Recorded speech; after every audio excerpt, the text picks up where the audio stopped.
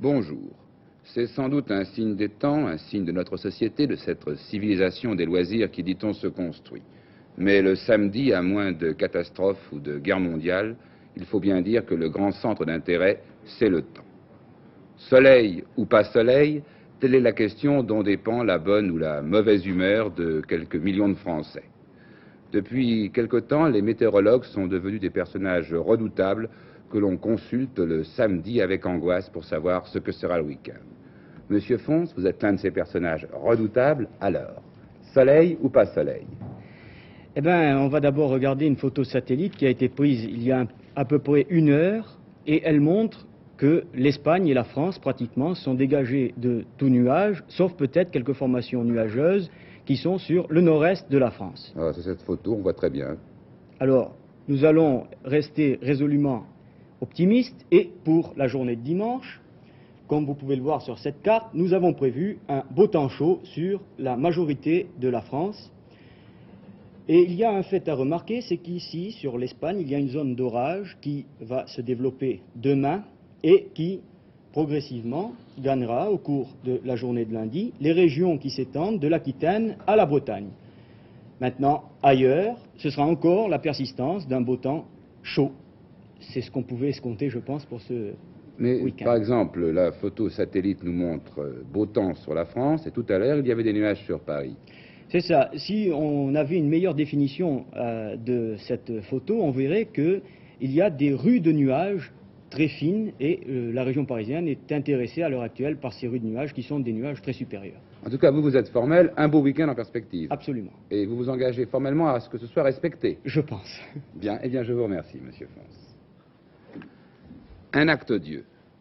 L'attaque hier à la frontière entre Israël et le Liban d'un quart de ramassage scolaire israélien. 12 morts, dont 7 enfants, une vingtaine de blessés, parmi eux, encore des enfants. Je sais bien qu'il est absurde de vouloir parler de loi de la guerre, mais malgré tout, l'attaque peut-être délibérée contre des enfants.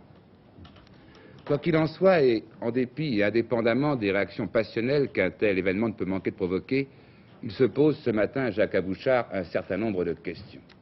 Et tout d'abord, si vous voulez, où s'est passé cet attentat, cette attaque, et pourquoi est-ce que ce car, chaque jour, quotidiennement, empruntait une route qui est menacée, qui est exposée à l'action des Fédayines?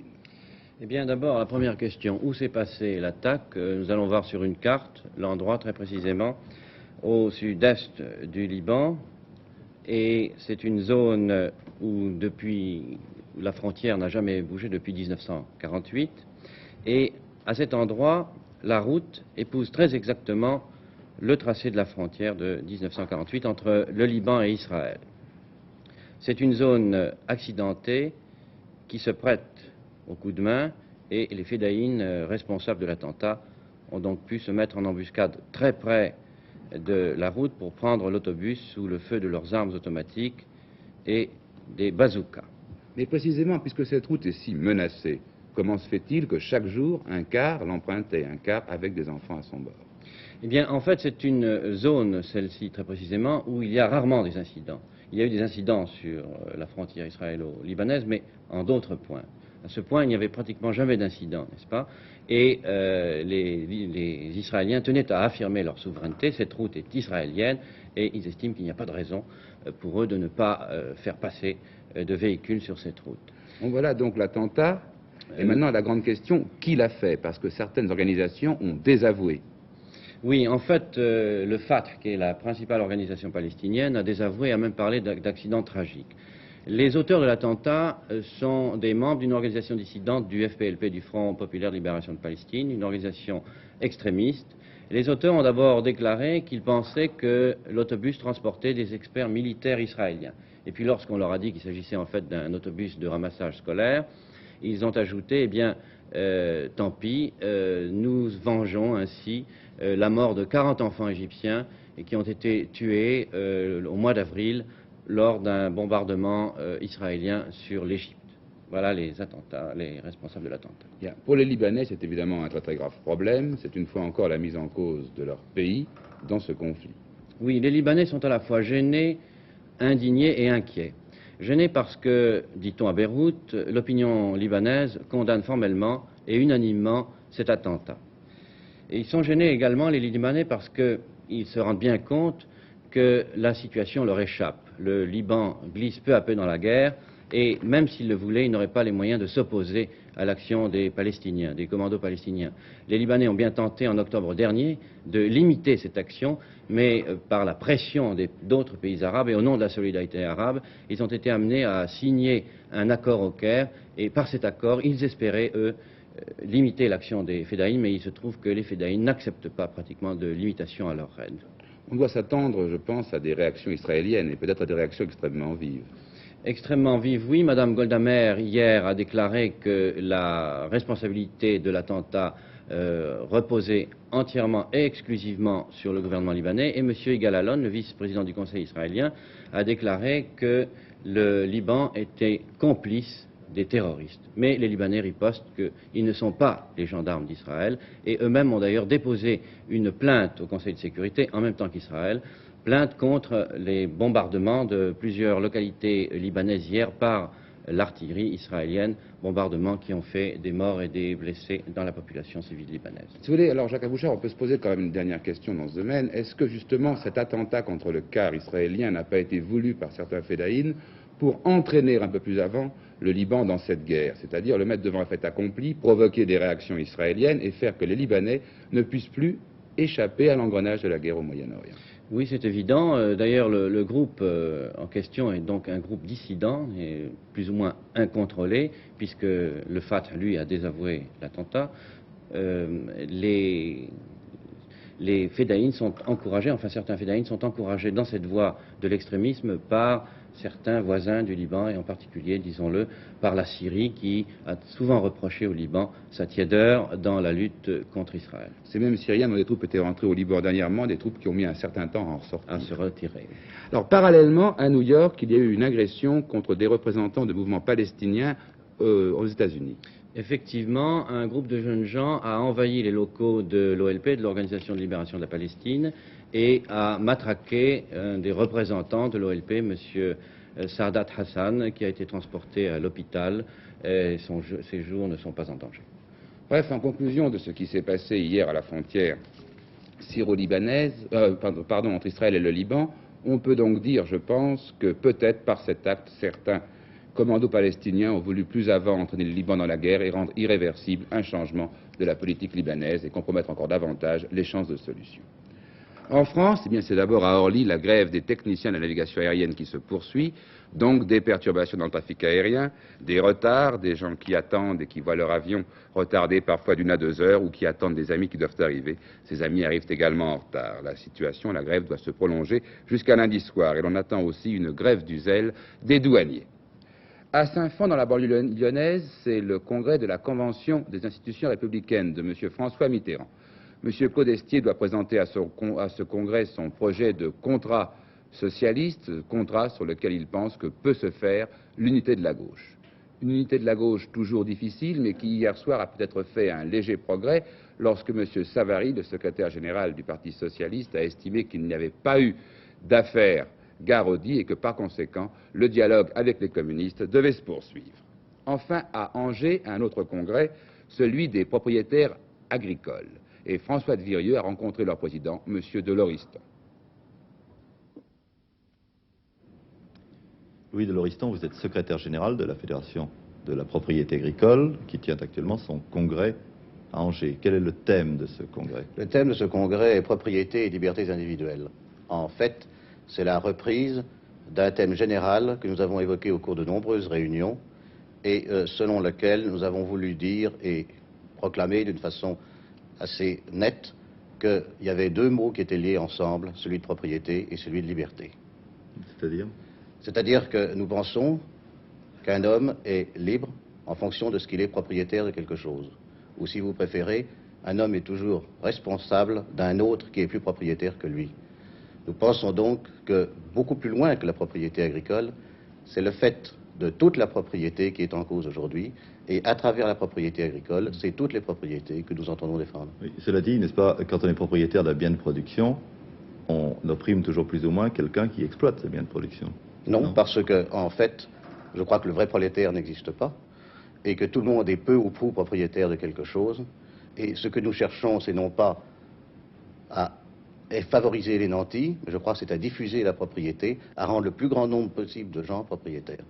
Et responsable. Et donc responsable, parce que automatiquement, un homme est responsable en fonction de ce qui est propriétaire, en fonction de ce qui possède quelque chose. Je vous remercie. Toujours en France, la rubrique devenue pratiquement quotidienne des attentats, cette fois c'est un gazoduc qui sert au transport du gaz de lac qui a été endommagé par une charge explosive près de Vienne, dans l'Isère, et plusieurs usines de la région ont été privées de gaz et n'ont pu travailler qu'au ralenti ce matin. Il mesure moins d'un dixième de millimètre, il s'appelle le Streptococcus mitis. Il n'est même pas capable de donner une maladie à un homme, et pourtant ce micro-organisme va peut-être permettre à la science de faire d'immenses progrès et changer bien des idées reçues. Car le Streptococcus mitis a vécu 2 ans et demi sur la Lune. Daniel Casal, cet événement scientifique qui n'est pas de la science-fiction. Ce n'est plus une supposition, c'est maintenant une certitude. Des microbes terriens qui auraient échappé à la stérilisation à laquelle sont soumis les véhicules spatiaux avant leur lancement pourraient très bien contaminer une autre planète. Un streptocoque a en effet survécu à 950 jours passés sur la Lune, un séjour pendant lequel il a résisté à des températures allant de plus 120 à moins 150 degrés. Ce micro-organisme a été retrouvé par des microbiologistes de la NASA sur la caméra récupérée en novembre dernier sur la sonde Surveyor 3 qui s'était posée sur la Lune en avril 1967. À Rome, l'acteur italien Walter Chiari, qui a été bien connu pour avoir été longtemps le chevalier servant d'Eva Gardner, a été arrêté par la police romaine et, manque d'originalité, arrêté pour détention et usage de stupéfiants. Enfin, une histoire dont je n'irai pas jusqu'à vous garantir l'authenticité. L'affaire se serait passée hier soir vers 22 h dans un bar de Washington. Un homme est entré dans le bar, ce qui est parfaitement normal, mais il est entré avec son cheval, ce qui est déjà plus curieux. Et puis l'orchestre du bar, en voyant entrer le cheval, a voulu fêter l'événement et s'est lancé dans une joyeuse fanfare. Mais, et je l'ai lu, c'est une dépêche d'agence, je n'invente rien, le cheval n'aimait pas la musique, 9 consommateurs sont à l'hôpital. Patrick Chapuis, les sports, qui j'espère seront moins violents. Oui, cet après-midi, c'est surtout la finale du challenge du Manoir, Yves du Manoir, entre Toulon et Agen. Il s'agit d'une sorte de revanche, de consolation après le championnat de France. Et je crois que les deux équipes ont bien besoin d'être consolées. Agen, qui a été éliminé par la Voulte, c'est sa seule défaite de la saison. Et Toulon qui a fait également une saison un peu décevante. Le vieux stade de Colombes, qui vibre encore des rumeurs du 18 avril dernier, après notre fantastique victoire contre l'Angleterre.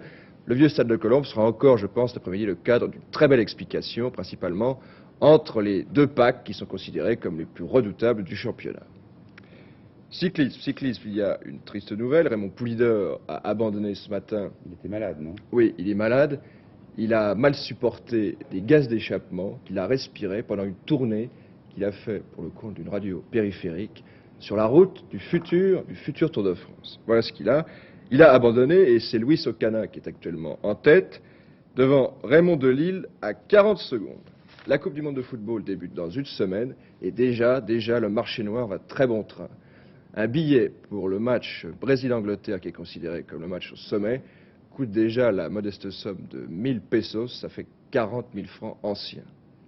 Pour ce championnat, les Brésiliens ont déjà investi beaucoup d'argent. Ils ont dépensé, paraît-il, plus d'argent que pour les Jeux Olympiques, construisant notamment un très beau stade que vous allez voir maintenant. Il s'agit du stade de Puebla, l'un des plus hauts du monde, puisqu'il est situé à 2140 mètres d'altitude. Il est relié à Mexico, distant de 130 km par une extraordinaire autoroute culminant à 3250 mètres. C'est là que l'équipe de Suède, que vous voyez, disputera le 3 juin prochain face à l'Italie son premier match devant 30 000 spectateurs. Les mariachis sont là. Les mariachis sont les musiciens traditionnels qui accueillent toujours les visiteurs. L'équipe de Suède, on la connaît bien puisqu'il a éliminé la France.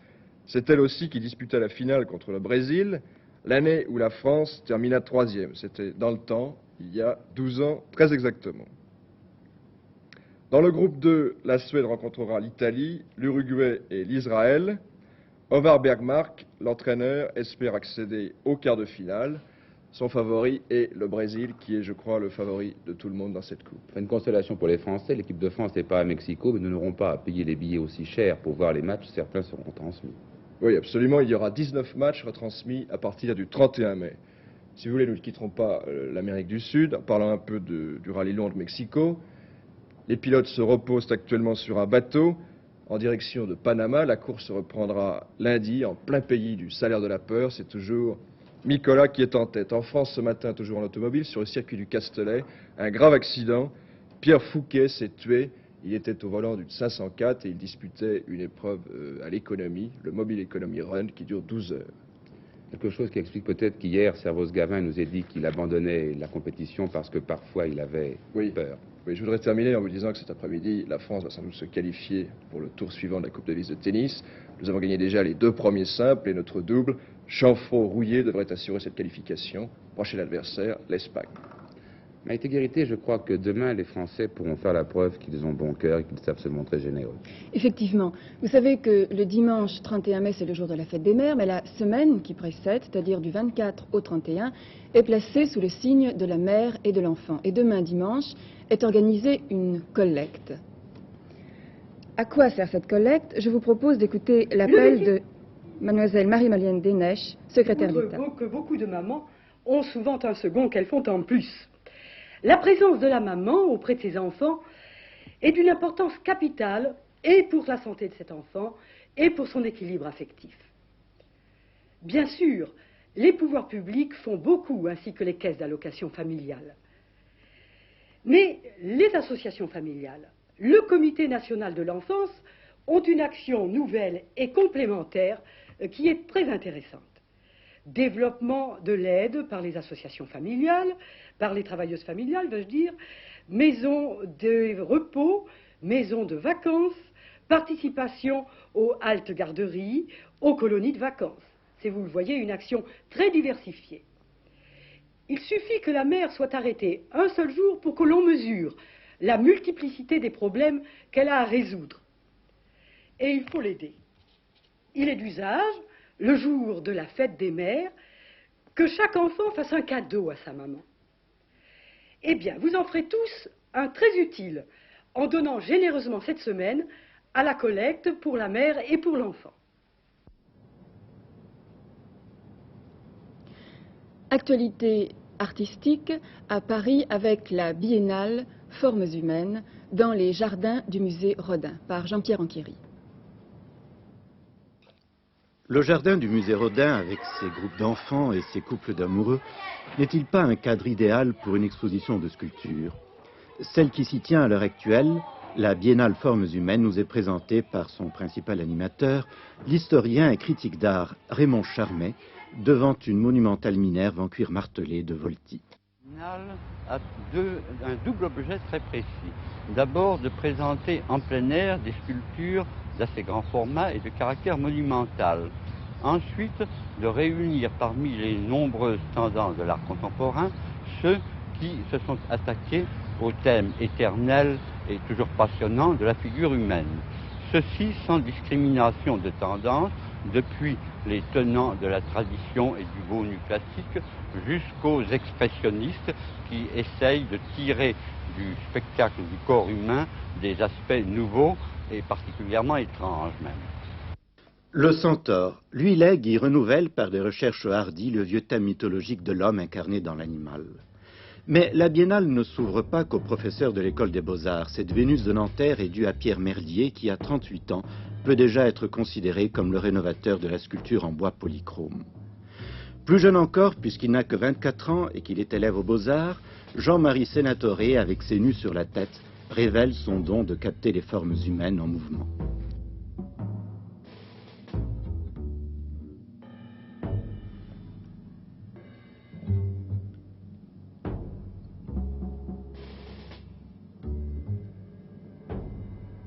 La participation étrangère à la Biennale est importante. La Charogne de Varga, sculpteur hongrois, qui avoue ici s'être inspiré de Baudelaire.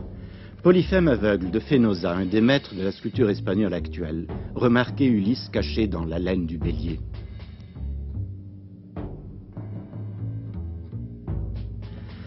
Enfin, la biennale est complétée par 2 hommages.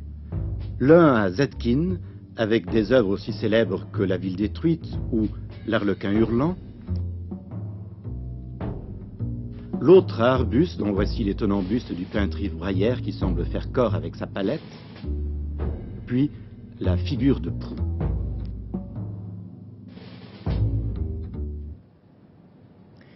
Il n'y a pas de cours de la bourse aujourd'hui, mais nous allons tout de même vous conduire à la bourse. Vous savez que les femmes peuvent maintenant y exercer un certain nombre de métiers. Christiane Delacroix a voulu en savoir plus. Voici son enquête.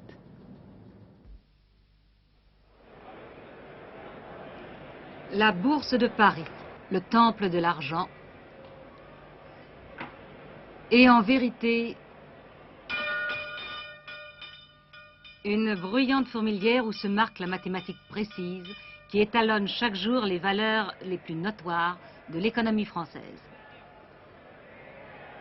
Longtemps, la bourse a paru un monde à part dont les femmes étaient exclues. Depuis quelques années, non seulement l'accès en est permis, mais celles qui ont le goût de l'économie et des finances y tiennent leur place et occupent, à divers degrés, des postes de responsabilité. C'est d'accord. Tous les jours, à la même heure, vous gravissez les escaliers de la bourse et vous prenez vos fonctions à la corbeille. Il y a une place très définie. Oui, je suis juste toujours à la même place tous les jours, entre 12h30 et 2h30. Alors à ce moment-là, quel est votre rôle exact? C'est-à-dire, je suis l'intermédiaire entre les clients et l'agent de change. Quand j'arrive à 12h30, j'ai donc mon carnet qui doit être prêt avec les ordres que je donne directement à l'agent de change. Vous travaillez dans une atmosphère survoltée, pleine de nervosité, ce n'est pas gênant? Non, au début, oui, ça m'a gêné, mais on s'y fait très bien et finalement, au contraire, ça vous stimule dans la façon de travailler. Je trouve que c'est assez... J'aime bien. Quelle est votre formation? Comment êtes-vous devenue bareuse? Bon, j'ai pas fait grand-chose. Après mes études secondaires, j'ai donc travaillé à Nantes dans une banque et puis je suis rentrée par relation dans la charge. En fait, on peut très bien, tout en travaillant dans la charge, suivre des cours pour se perfectionner. Quel est l'intérêt pour vous d'un tel métier? On s'intéresse directement aux affaires parce que, suivant si la charge est prospère, on a des très bonnes gratifications à la fin de l'année. Et ça, c'est quand même assez intéressant. Parce qu'au départ, le salaire est moyen, mais petit à petit peut être plus important du fait qu'on se crée une clientèle et on touche une commission sur toutes les opérations que font les clients. Vous travaillez dans un milieu d'hommes, en fait? Oui. C'est dur? Non, au contraire. Moi, je préfère. Pourquoi? L'ambiance est beaucoup plus franche, beaucoup plus nette. On se comprend beaucoup mieux. Une réflexion pertinente. Mais qu'en pense M. Daniel Petit, qui est secrétaire général des agents de change? Monsieur, de plus en plus nombreuses sont les femmes qui s'intéressent aux questions économiques et financières. En fait, sont-elles vraiment nombreuses à la bourse? En l'état actuel des choses, nous n'avons pas encore de très nombreuses femmes sur le marché. Seulement, je vous dis sur le marché. Oui. C'est-à-dire que nous sommes en présence de la bourse, séance de bourse, aspect anecdotique, bruit, chahut pour tout dire. Et puis de l'autre côté, il y a la gestion boursière, la gestion des titres, la gestion de portefeuille. Est-ce qu'elles réussissent bien?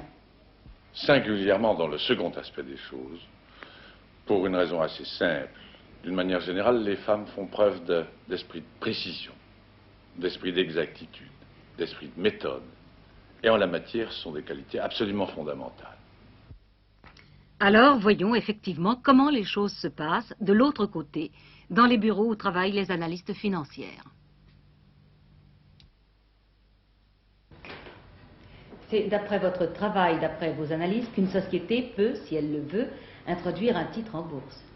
C'est important. En effet, je suis analyste financière à la Chambre syndicale des agents de change. Et je suis chargée d'étudier les dossiers des sociétés qui veulent être introduites en bourse. Aussi, j'effectue une étude aussi complète que possible, se rapportant aux divers aspects de cette société, juridique, économique et financier.